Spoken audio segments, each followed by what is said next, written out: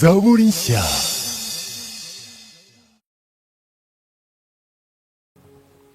Bene data, dufatanya ijambo ry'Imana buri cyumweru. Nongeye kubasuhuza mu izina ry'Umwami wacu Yesu Kristo, kandi nongera gushimira Imana ku mwanya nk'uyu nguyu.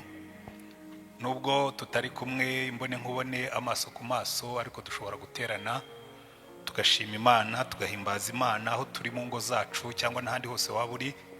Ko ndabizi hariho bamwe bajya bakurikira bari mu modoka iyo bibakundira, abandi bagakurikira bari mu gikoni batetse. Hari aho zambwira ati rwose atavuga ngo ibintu bisigaye byaroroshye, ati ko nshobora guterana kandi ndimo gukora n'ibindi, ati kandi bikamfasha. Turashima Imana rero yuko nubwo hariho ibihe bigoye, nubwo hariho ibihe biruhije, ariko turacyashobora guterana tugashima Imana, tukibukiranya, tugafatanya ijambo ryayo. Imana ibahera umugisha ibyo ngibyo. Reka rero ngira ngo nkuko tubimenyereye, nubwo twatangiye amateraniro yacu dusenga, ariko twongere dufate umwanya dusengere buri muntu wese. Ibi ndabibibutsa buri gihe, uko uzajya ujya imbere y'Imana ntukagende imbokoboko.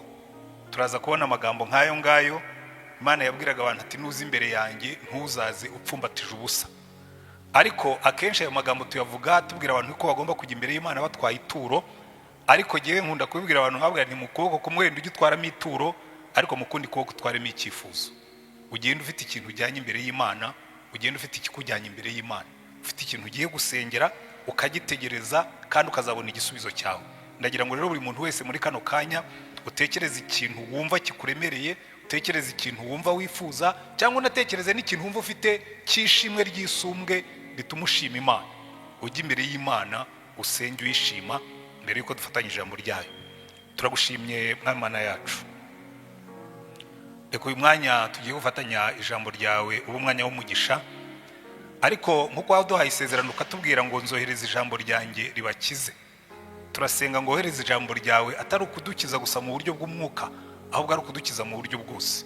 Uramburire ikiganza cyawe gukora ku mibiri y'abagaragu n'abaja bawe, abarwaye bose bumvira ijambo. Mu izina rya Mwami wacu Yesu Kristo ndasenze ngo uzamure kwizera kwabo, bizere yuko bishoboka, bizere yuko uzabikora, bizere yuko ugiye kubakiza. Abarwaye indwara z'uruhu zibagoye, abarwaye indwara z'imitsi, abarwaye indwara z'amaraso, abarwaye indwara zo mu magufwa, abafite indwara zo mu mihogo, abafite indwara zo mu nda, abafite indwara izo arizo zose, mu izina rya Mwami wacu Yesu Kristo turasenze ngo bwa butware, za mbaraga z'umwuka zakuzamuye mu bapfuye zikorere mu mibiri y'ubwoko bwawe. Kandi mu izina rya Mwami wacu Yesu Kristo niwe watubwiye ngo abarushye n'abaremerewe muze mu nsange. Ahandi ijambo ryawe riratubwira ngo mumwikoreze amaganya yanyu yose kuko yita kuri mwe. Uza amaganya abantu bawe baramukanye, uza abaruhijwe n'uburwayi, uza abaruhijwe n'intonganya, uza abaruhijwe n'amahane, uza abaruhijwe n'ubukene, uza abaruhijwe n'ibibazo bibagoye, bibarenze, bibananije, bibasajije. Turasenga ngo uyu munsi uruhure buri muntu wese, icyifuzo cyose ari bushyire imbere yawe, agire kwizera yuko mu gihe gikwiriye, mu buryo bwawe kandi mu buryo bwiza, azabona igisubizo cyacyo. Kandi mu izina rya Mwami wacu Yesu Kristo turasengera abantu bose bari imbere yawe muri kano kanya bakiremerewe n'ibyaha. Erega benshi si uko bakora ibintu bibi, ariko ntibakuzi, ntabwo bakumenye, ntibamenye agakiza kawe. Turasenga ngo ukore ku mitima y'abantu bose, ubahumura amaso bakubone, ubahumura amaso bakumenye, ubahumura amaso bagukunde, imbaraga zawe zimanukire mu buzima bwabo. Kandi mu izina rya Mwami wacu Yesu Kristo turasenga ngo iri jambo tugiye kumva, iri jambo tugiye gufatanya, rimanukire kubaka, rimanukire guhindura, rimanukire gukora ku mitima y'abantu, rimanukire kukugaragaza ngo abantu bakumenye. Ibyo bakora byose babikoreshwe nuko bagufite nk'Imana yabo. Habwa icyubahiro Umwami Imana yacu, shyirwa hejuru, izina ryawe ryubahwe, ubwami bwawe buze, ubwoko bwawe buhabwe umugisha, mu izina rya Mwami wacu Yesu Kristo, amen, amen. Uyu munsi rero tugiye gutangira urutonde rw'inyigisho z'uku kwezi. Murabizi ubushize twasozaga inyigisho twari dufite ku itorero, tureba umukristo muzima mu itorero rizima. Uyu munsi tugiye gutangira urutonde rw'inyigisho zizafata iki cyumweru n'igikurikiyeho, ko dufite ibyumweru bitatu bisigaye muri kwezi kwa karindwi. Uyu munsi tugiye kwiga inyigisho wenda mutari mutegereje ko ariyo ndi butoranyemo, ariko kubera ko abantu benshi bamaze iminsi babinsaba, uyu munsi tugiye kwiga ku nyigisho nise icyacumi, amaturo, umugisha n'ubukire. Nibyo tugiye kwiga muri uku kwezi, kuko ni ibintu abapastori batinya kuvugaho, ugasanga abantu babifiteho ibitekerezo bitandukanye, ariko ugasanga natwe nk'abapastori twatinye kubitangaho inyigisho ngo abantu batazagira ngo twifuza amafaranga, kuko iyo wigishije ku cyacumi bagira ngo pastori yashonje, iyo wigishije ku cyacumi bagira ngo pastori akunda ubutunzi. Ariko reka mbabwire ikintu kimwe, mu bintu muzabona muri Bibiliya, mu nyigisho Yesu yigishije, uzasanga nawe bigarukaga kenshi, yakunze kuvuga ku butunzi, yakunze kuvuga ku bukire, yakunze kuvuga ku mugisha, ariko iteka ryose akatwereka uburyo dukwiriye kubibona.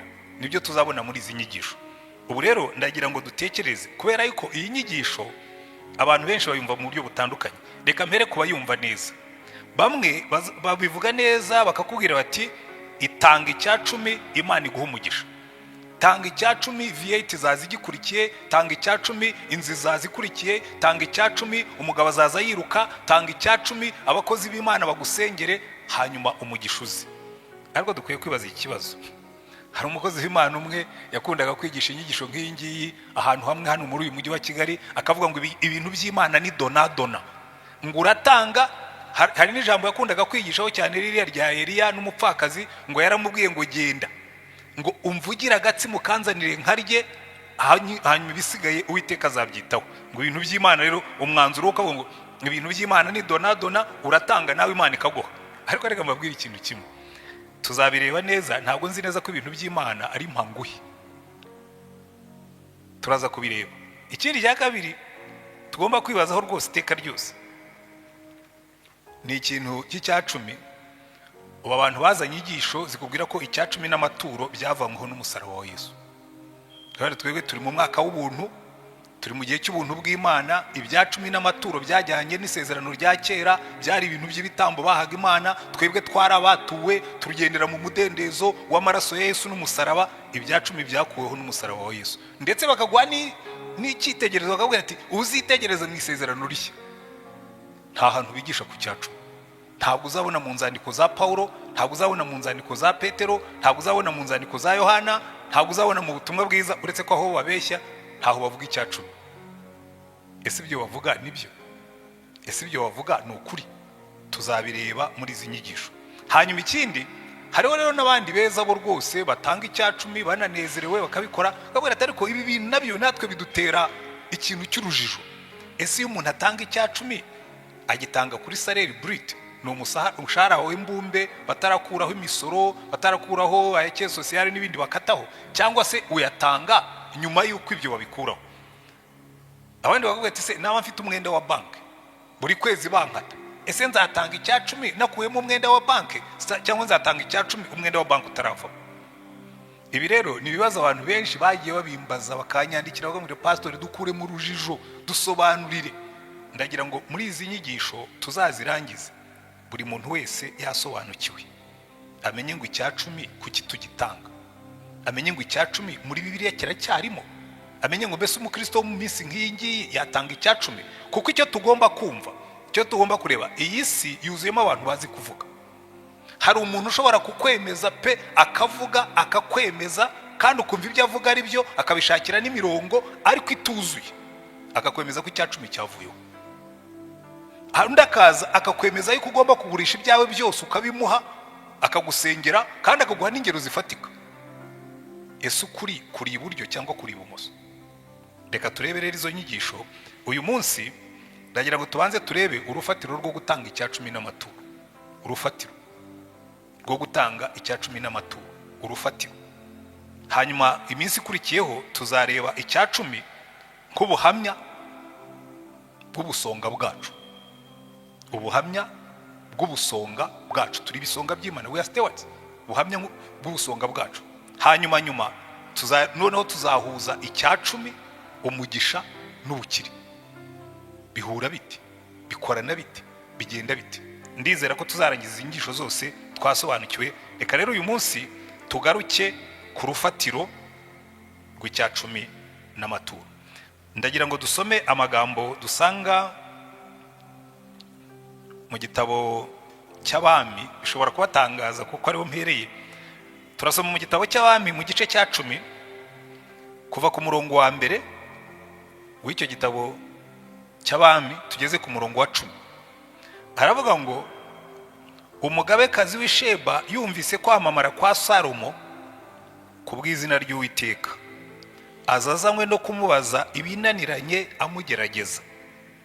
nuko agera i Yerusalemu ashagawe n'abantu benshi cyane, afite ingamiya zihetse imibavu n'izahabu nyinshi cyane n'amabuye y'igiciro cyinshi. Ageze kuri Salomo amurondorera ibyari mu mutima we byose. Salomo amusobanurira ibyo yamusobanuzaga byose, nta kintu na kimwe cyasabye Salomo atamusobanuriye.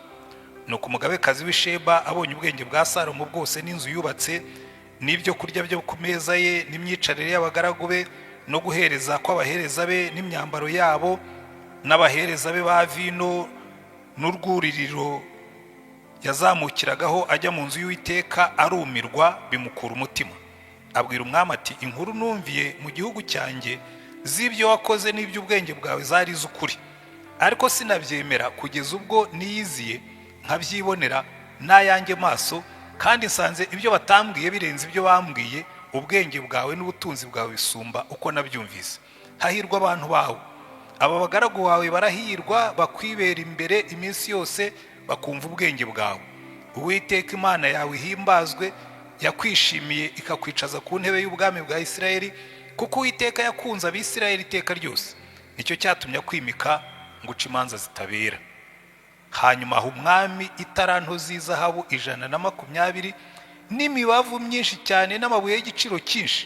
Ntihongeye kuboneka imibavu inganya ubwinshi niwo mugabekazi w'Isheba yatuye umwami Salomo. Twongere dusome mu Isezerano Rishya andi magambo asa n'aya muri Matayo ibice 2 kuva ku murongo wa 1. Baratubwira ngo Yesu amaze kuvukira i Betelehemu mu gihugu cy'Iyudaya ku ngoma y'umwami Herode, haza abanyabwenge baturutse iburasirazuba bagiye Yerusalemu, baraza bati, umwami w'Abayuda wavutse ari hehe? Ko twabonye inyenyeri ye turi iburasirazuba, none tukaba tuje kumuramya. Umwami Herode abyumvise ahagarikana umutima n'ab'i Yerusalemu bose, ateranya abatambyi bakuru n'abanditsi bose n'ubwo bwoko, ababaza aho Kristo azavukira hariho.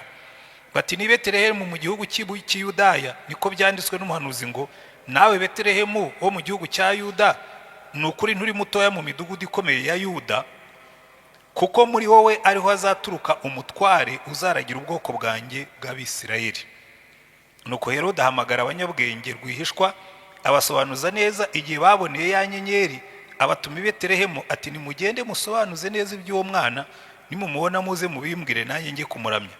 Bamaze kumva umwami baragenda, kandi na ya nyenyeri babonye bakiri iburasirazuba ibajya imbere, irinda igeraho uwo mwana ari ihagararaho. Babonye iyo nyenyeri baranezerwa cyane. Bageze mu nzu basangamo umwana hamwe na nyina Mariya, barapfukama baramuramya, maze bahambura imitwaro yabo, bamutura amaturo y'izahabu n'icyome n'ishangi. Ntangangarukiriza abami batandukanye mu bihe bitandukanye bagiye gusura abami batandukanye. Haleluya. Ikintu cya mbere ngira ngo tubanze twumve neza ibintu byose muri Bibiliya. Ikijya gituma abantu benshi ibintu bibagora kubyumva ntibabisobanukirwe, ntibumve foundation y'ibyo dukora byose, ni ukutabanza kumva Imana yacu iyo ariyo. Kuko ntabwo Imana yo ari umuyobozi, Imana ni umwami. Aho muzabona iteka ryose bavuga Imana, ntabwo Imana ari umuperezida, ntabwo Imana ari umuministre, Imana ni umwami. Buriya rero icyo abantu batarasobanukirwa, muzarebe muri Bibiliya kuva mu itangiriro kugeza mu byahishuwe, iteka ryose bavuga ubwami. Turi mu bwami bw'Imana, turi ubwami bw'abatambyi, Yesu ni umwami. Buriya protokole y'umwami itandukanye na protokole y'abaperezida. Muri Bibiliya nimwitegereza neza, iteka ryose Imana iravuga ngo jyewe ndi umwami. Kandi nimureba neza muzabona yuko uburyo bafataga abami, haba mu isezerano rya kera yewe no mu bihugu bifite abami bake bafite n'uno munsi, baracyafite uwo muco w'abami nyine. Tugiye kureba ibintu bitatu by'ingenzi bidufasha kumva neza amaturo n'icyacumi mu murongo w'ubwami bw'Imana. Kuko na Yesu amaze kuzuka barapfukamye baramuramya, ariko akinavuka aba bami baturutse iburasirazuba. Reka mbanze mvuge n'ikintu kimwe, abantu benshi baravuga ngo abanyabwenge baturutse iburasirazuba, ariko mu bindi bitabo barakubwira ngo Magayi bari abami bakongeraho nuko abanyabwenge. Ndetse sinzi n'ahantu abantu babikuye bavuga ko bari batatu, ariko hano mu Bibiliya ntaho bavuga ko bari batatu. Ngewe iyo nanatekereza bashobora kuba bari benshi, ntabwo baje ari batatu. Batubwira ngo abahanga, abanyabwenge baturuka iburasirazuba baza baje kumuramya. Ariko baje kumuramya, ikintu cya mbere bakoze bamaze kumubona, ngo barapfukamye baramuramya, barangije bamutura izahabu, bamutura n'imibavu n'ibindi bihumura neza. Haleluya. Tubona na hariya umugabekazi w'Isheba yumvise ubutware bwa Salomo, yumva ubwami bwa Salomo, yumva ubuhanga bwa Salomo, yumva ubushobozi bwa Salomo, ngo hambira itaranto nyinshi, agenda agiye kureba Salomo kuko yari umwami. Mwitegereze muri Bibiliya iteka ryose abajyaga kureba umwami hari ikintu batwaraga. Hari n'ikintu njya numva cyane cyane nk'abapastori n'abandi bashaka ko abantu babaha amaturo n'ibindi. Muribuka hari igihe Sawuli yajyanye n'umugaragu we bajya kwa Samweli, aramubwira ati se hari umuntu ushobora kujya kwa bamenya ntacyo atwaye, hari amafaranga waba wasigaranye, ati ko ntushobora kujya imbere ye ntacyo. Undi aramubwira ati hari udufaranga duke nasigaranye hano. Ariko mwibukiye ko kiriya gihe Samweli niwe wari umwami wa Isirayeli, nubwo atitwaga umwami, yari umuhanuzi, ari n'umutambyi, ariko yari n'umucamanza. Niwe wari mu cyimbo cy'umwami ko yasimbuwe na Sawuli. Rero baravuga ati ntabwo uzajya imbere y'umwami uko wishakiye. Tekereza no muri Bibiliya niko Imana ivuga. Reba mu gitabo cyo Kuva, iteka ryose iyo Imana ibwira abantu bayo ngo nibaze imbere yayo, yongeraho ibwiriza ikavuga ngo kandi ntimuzaze imbere yanjye imbokoboko, ntimuzaze imbere yanjye mupfumbase ubusa. Reka mbasomera amagambo amwe mu gitabo cyo Kuva ibice 23 umurongo wacyo wa 15. Baravuga ngo, reka mpere hejuru, ujye uziririza iminsi mikuru y'imitsima itasembuwe, mu minsi 7 ujye urya imitsima itasembuwe uko nagutegetse, mu gihe cyategetswe cyo mu kwezi kwa Abibu, nuko ariko waviriyemo muri Egiputa. He kugira umuntu uza ubusa imbere yanjye, hakagira umuntu uza ubusa imbere yanjye. Nimuza muje kwizihiza yuko mwavuye muri Egiputa, nimuza muze kwizihiza kubohorwa kwanyu, nimuza muje kwizihiza kuva muri Egiputa kwanyu, ntihazagira umuntu uza apfumbase ubusa. Umva nyasubiremo ngo he kugira umuntu uza ubusa imbere yanjye. Mu Kuva ibice 34 Imana irongera ikabisubiramo umurongo waho wa 20. Kuva ibice 34 umurongo wa 20 aravuga ngo, uburiza bw'indogobe uzabucunguza umwana w'intama, nudashaka kuyicungura uzayivuna ijosi, imfura z'abahungu bawe zose uzazicungure, ntihakagira umuntu uza ubusa imbere yanjye. Gutegeka kwa 2 ibice 16 Imana ikabisubiramo.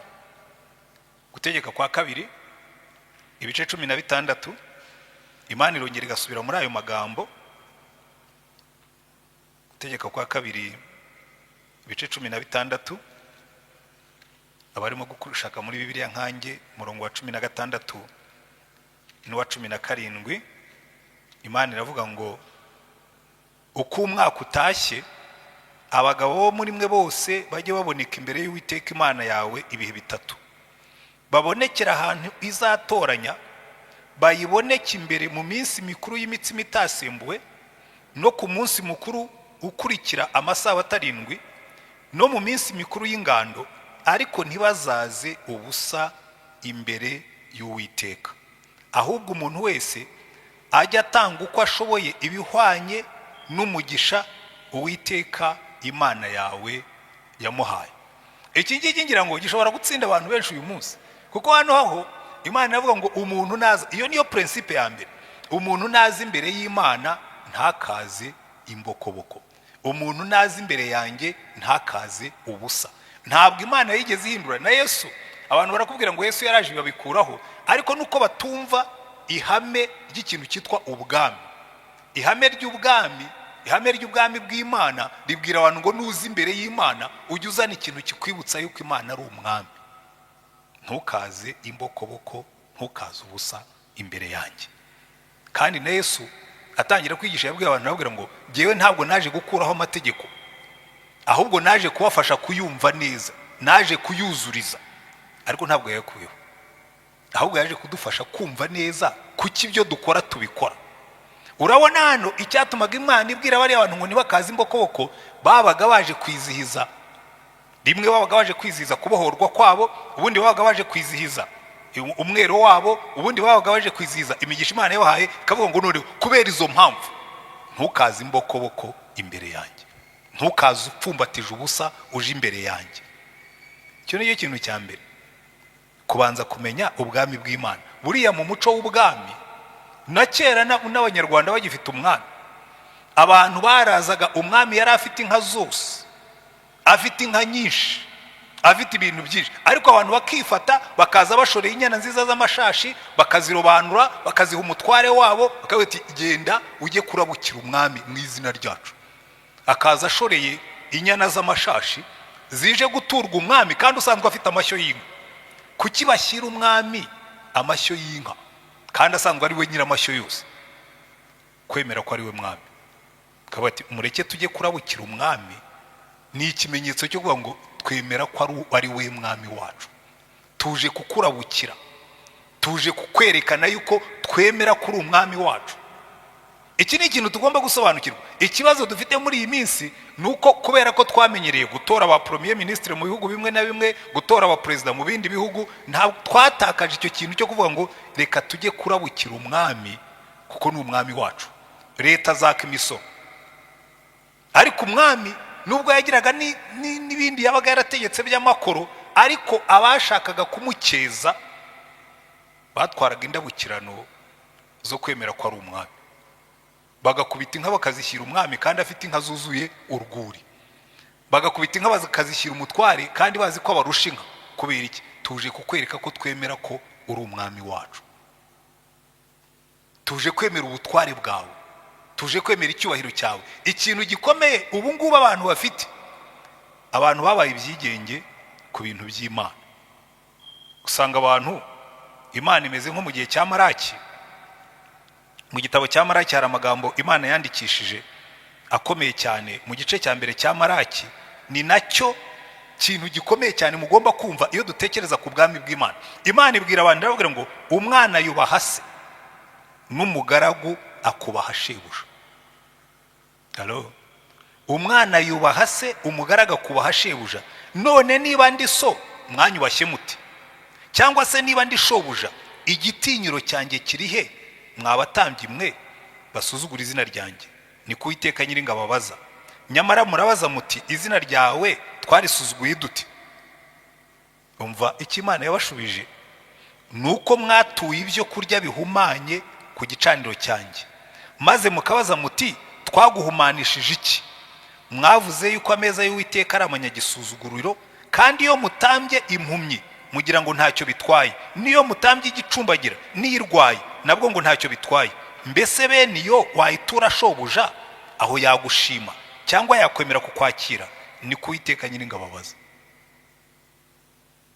Iki ngiki ni ikintu gikomeye cyane. Ugomba kumenya ngo ntabwo amaturo n'ibyacumi ari ibiguzi, ni ikimenyetso cy'uko duhaye Imana icyubahiro cyayo. Imana irabaza abatambyi ngo se ubwo iyo uzanye ikintu kidashyitse, iyo uzanye ikintu kigisigara, kuko murabizi muri kino gihe abantu benshi niko babigenza. Natwe iki kibazo Imana ishobora kukitubaza. Umuntu aba afite inote mu mufuka y'igihumbi, agasanga ituranye n'iya 2, agasanga ituranye n'iya 5, agahamagara umwana, ndashaka jya hariya kuri butike, akabanza akagura y'isabune, hagasigariye 500, kuko Imana igomba guturwa gatoya mu byo ufite. None Imana ikavuga ngo ariko se icyo ngicyo cyo wagitura shobuja, yacyakira. Kandi muzabyitegereze, nanjye narabibonye.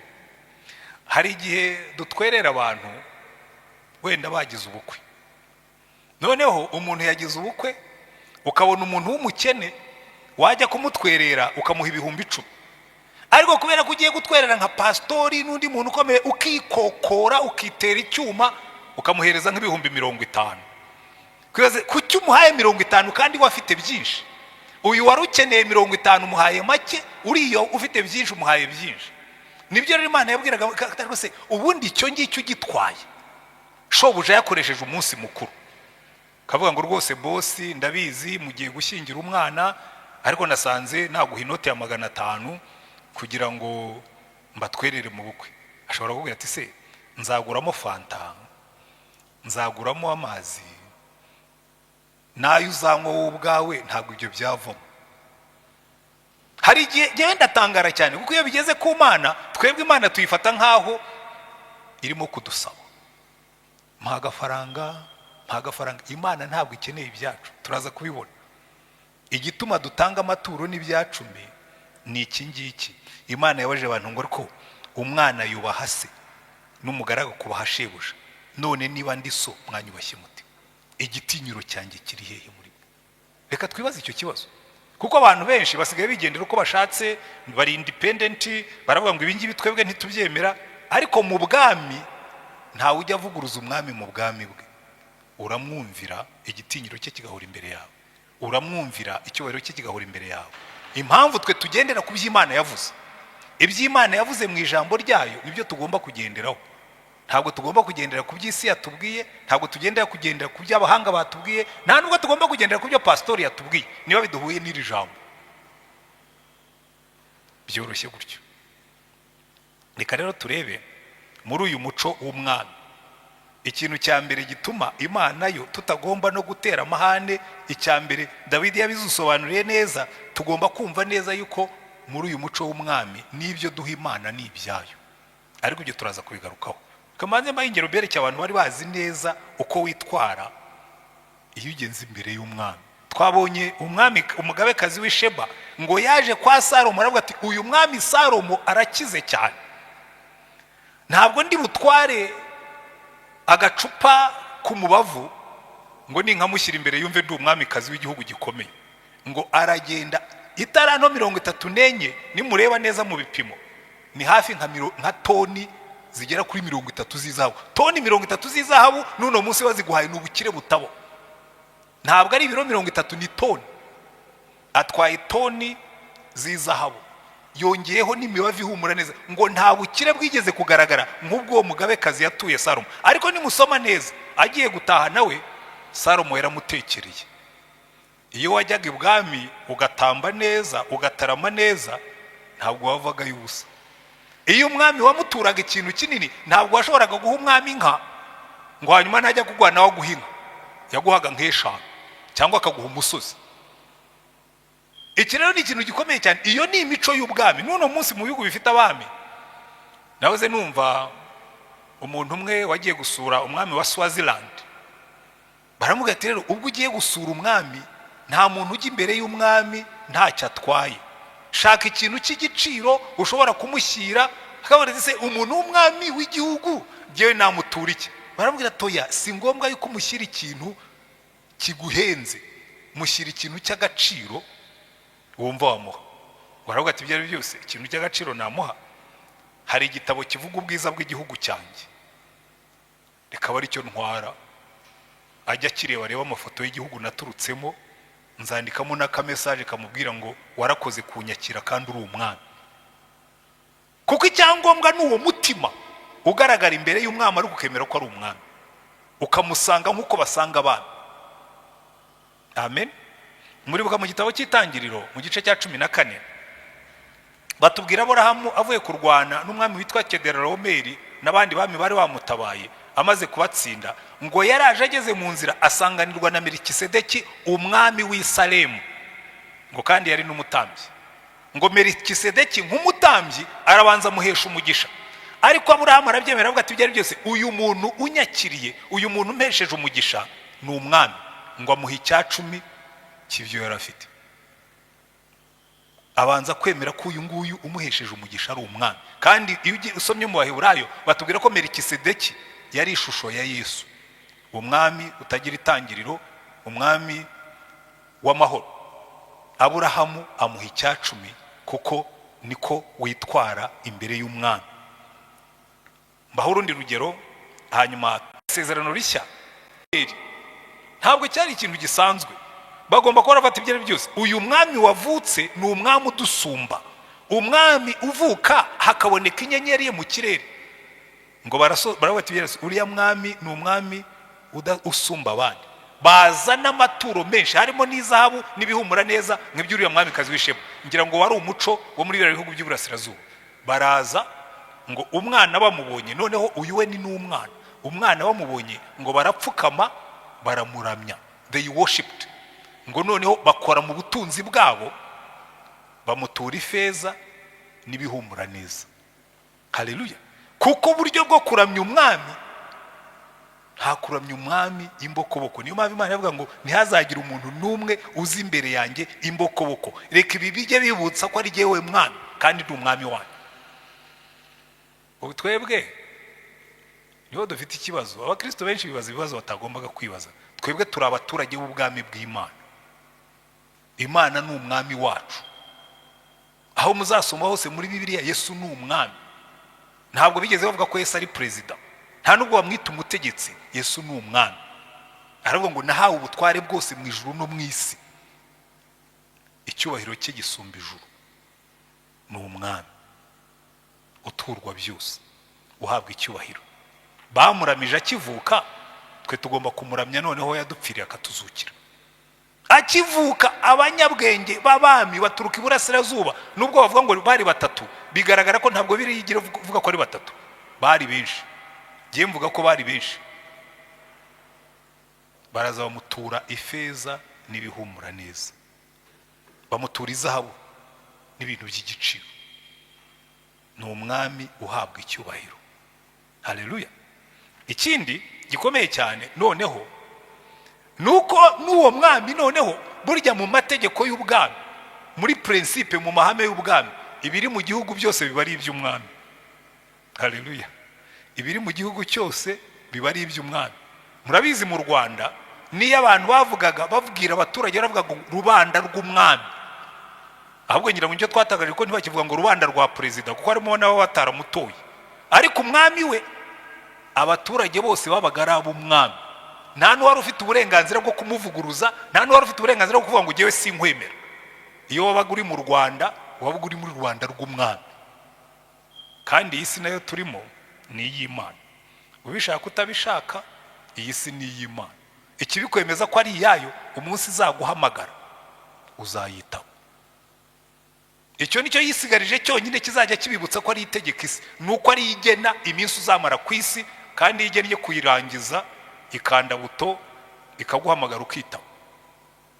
Ntawe ndabona yahamagaye akanga, kuko ni umwami.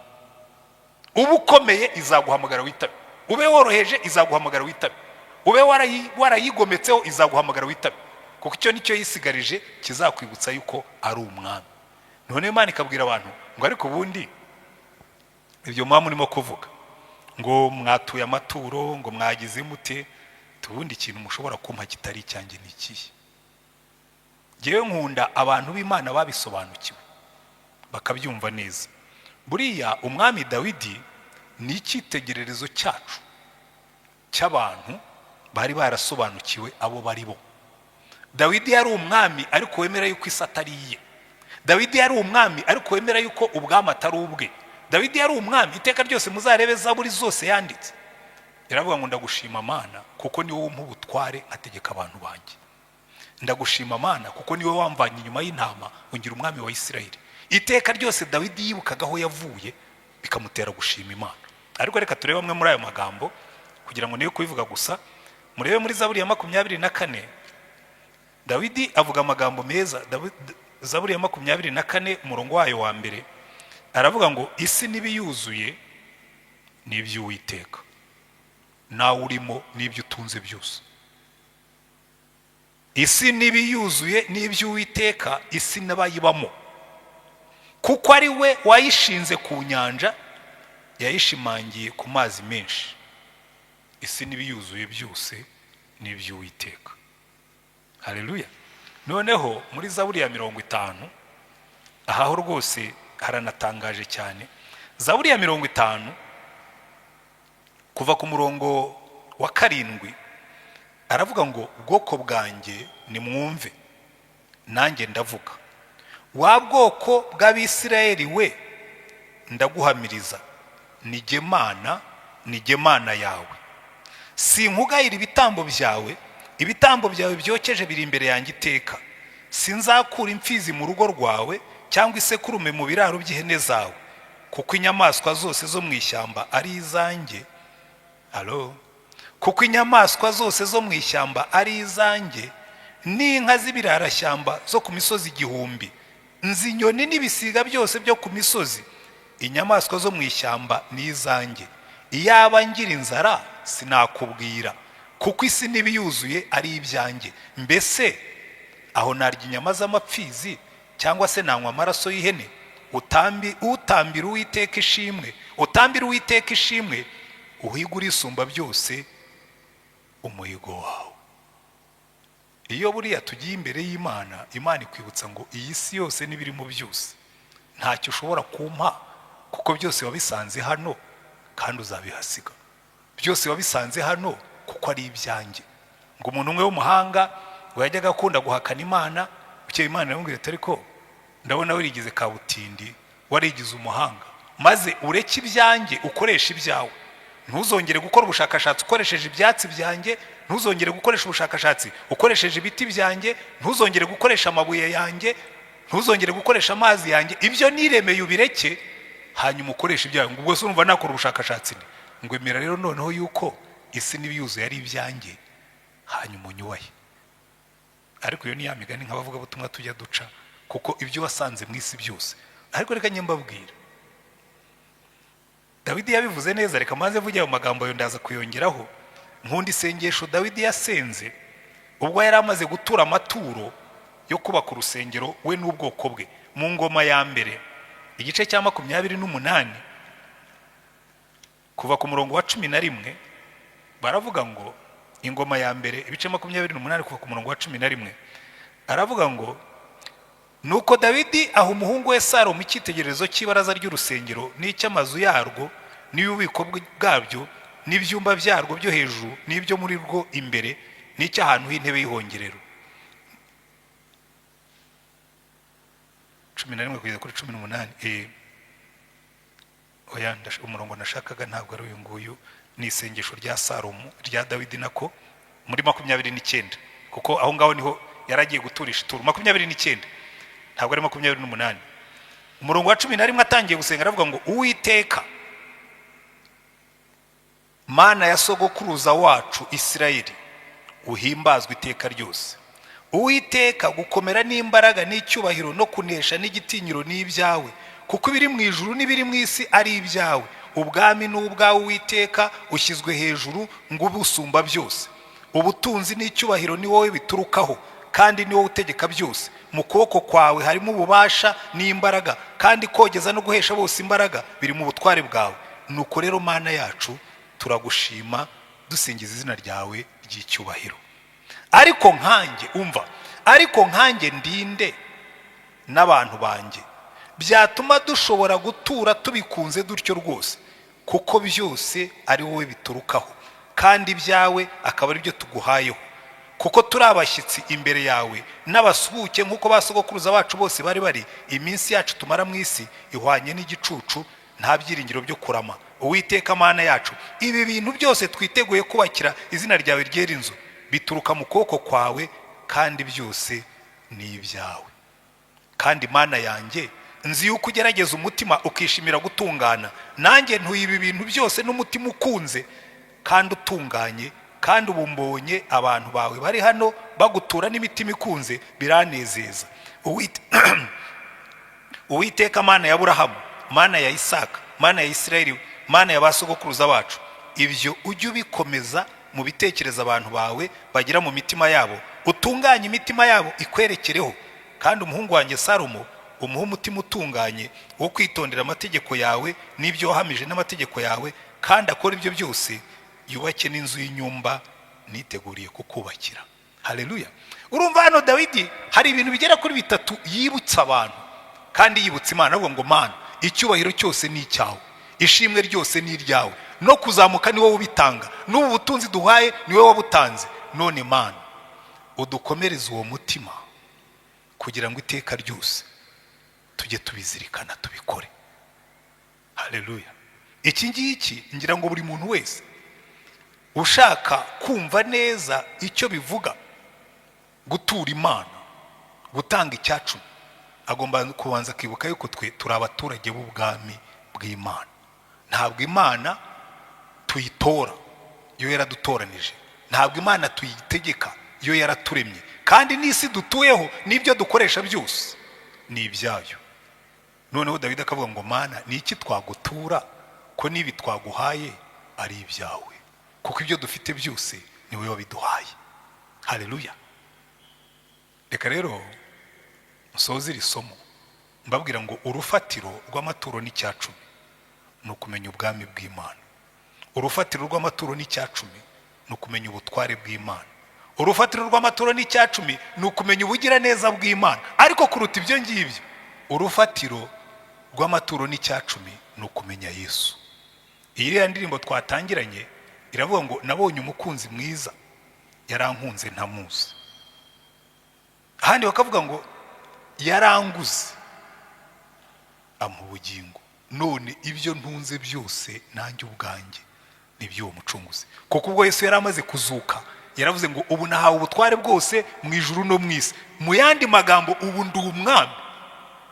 Mugende mubwire abantu bose ngo uzanyoboka azaba afite umwami wamupfiriye. Kuko Bibiliya yatubwira ngo nubwo yari umutunzi ngo yihinduye umukene ku bwacu, kugira ngo noneho twebwe atugire abatunzi. Burya umwami uhakwaho uko ateye bigena ubukire bwawe. Tuzabireba mu gihe kiri imbere. Ariko buriya icyambere kubanza ukamenya ngo ibi ngibi ntabwo tubikora turimo kugura umugisha. Oya, ntabwo ntanga icyacumi n'amaturo kugira ngo Imana izampe, ahubwo ntanga icyacumi n'amaturo kuko Imana yampaye. Ntabwo ntanga icyacumi n'amaturo kugira ngo Imana inkunde, ahubwo ntanga icyacumi n'amaturo kuko Imana yankunze. Ntabwo ntanga icyacumi n'amaturo kugira ngo Imana inyongerere, ahubwo ntanga icyacumi n'amaturo kuko inkunda nkayinezeza ikarushaho kunyongerera. Ariko kuruta ibindi byose mbikora kuko umwami wanjye yamfiriye. Wagombye kujya wibaza ikibazo ukavuga ngo uyu mwami utarimanye ubugingo bwe ku bwanjye niki ntakora ngo munezeze. Imana ibahe umugisha rero, Imana idufashe kubyumva. Tuzakomeza twiga icyacumi nk'ikimenyetso, nk'ubuhamya yuko twebwe turi ibisonga by'umwami ukomeye. Dusenge Imana. Ariko uyu munsi niba wicaye utari wakira Yesu nk'umucunguzi n'umwami wawe, ntabwo bintangaza yuko icyacumi kikugora kugitanga, kubera ko atari umwami wawe. Iyo ngiye mu bihugu by'amahanga ntabwo bajya bansaba umusoro, cyakora bansaba amahoro y'ibibuga, bansaba amahoro y'ibindi bintu, wenda hari ibyo njyanyeyo, ariko ntibajya bansaba umusoro. Umusoro ni uw'igihugu cyanjye. Rero niba utari wakira Yesu nk'umucunguzi n'umwami wawe, birumvikana yuko iby'icyacumi n'amaturo utabyumva, kuko si umwami wawe. Abajya babigiraho ikibazo hose mubanze mwibaze ngo ariko ubwo mbigiraho ikibazo, ahubwo sinaba mfite ikibazo cyo kwemera ko Imana ari umwami wanjye. Ubwo mbifiteho ikibazo sinaba mfite ikibazo cy'ubwigomeke bwo kwanga kwemera yuko Imana itegeka ubuzima bwanjye. Kuko Imana iyo igutegeka irakubaza ngo none se niba uri umugaragu wanjye, ngo umwana yubaha se n'umugaragu akubaha shebuja. Niba uri umwana wanjye, niba uri umugaragu wanjye, twe turi abana, ntabwo turi abagaragu. Imana ikavuga ngo nubwo uri umwana wanjye, noneho icyubahiro cyanjye, igitinyiro cyanjye kiri hehe? Kwiba ari igihe wabitegetse, kandi ko ndi umwami. Niba rero utari wakira Yesu nk'umucunguzi n'umwami wawe, uyu ni wo munsi wo kubikora, kuko iyo niyo fondasiyo, urwo ni rwo rufatiro. Niba kandi waramwakiriye nk'umucunguzi n'umwami wawe, ibuka butabikora, ubwo uri umuntu uba mu bwami ariko uri ikigomeke, kuko ibi ngibi byerekana ko nta cyubahiro witeguye kumuha. Ntaho bihuriye n'umupasitori. Icyacumi n'amaturo ntaho gihuriye n'itorero. Icyacumi n'amaturo ntaho gihuriye n'ubukire bw'itorero. Icyacumi n'amaturo ntaho gihuriye n'ubukire bwa pasitori. Icyacumi n'amaturo ni ikimenyetso cy'umugaragu, ni ikimenyetso cy'umwana wemera ko ari mu bwami bw'Imana. Imana ibahe umugisha, Imana ibafashe kubisohoza. Ariko niba utari wakira Yesu, uyu ni wo munsi usengera isengesho umubwire ngo mwami Yesu, ngwino winjire mu buzima bwanjye, uwo mucunguzi w'ubuzima bwanjye, uwo mwami w'ubuzima bwanjye, nanjye muhe icyubahiro nawe nk'umugisha. Turagushimye mwami wacu Yesu Kristo. Ijambo ryawe riratubwira ngo nubwo wari umutunzi wemeye kwisiga ubusa ku bwacu, ariko umaze kuzuka ubyatura ku mugaragaro, ubivuga n'ijwi riranguruye ngo nahawe ubutware bwose mu ijuru no mu isi. Urangije uraduhamagara, uradutuma. Ndasengera abantu bose bumvise ubu butumwa, utari wakwakira nk'umucunguzi n'umwami, uyu niwo munsi, uyu niwo mwanya, iyi niyo saha. Ariko twebwe twamaze kukwakira, utwemerere tuguhe icyubahiro cyawe. Kandi n'ibibazo benshi bibaza kuri ibi bya 10 n'amaturo, ubafashe kubyumva neza nk'uko wifuza ko tubyumva. Hasigaye izina ryawe rihabwa icyubahiro, ubwoko bwawe buhabwa umugisha, mu izina rya Mwami wacu Yesu Kristo, amen. Rero dufata umwanya, dufata amatelefone yacu, kubera ko ubu niyo dukoresha, dutanga ituro ry'uyu munsi. Ariko noneho ngira ngo noneho biranasobanutse, dutanga ituro ry'uyu munsi, dutanga ibya 10 byo twaba dufite mu by'Imana yaduhaye, hanyuma dusenge Imana iduhe umugisha. Muze gukurikira umurongo waduha, hanyuma mubikoreshe, dusengera amaturo yacu, dusoza iteraniro ryacu. Turagushimye Mwami Mana yacu, amaturo dutuye ni ikimenyetso yuko twemera ko uri umwami, ni ikimenyetso cy'uko twemera ko isi n'ibyuzuye byose ari ibyawe, ni ikimenyetso cy'uko twemera yuko twebwe turi abagaragu, ariko kurutaho turi abana muri ubwo bwami.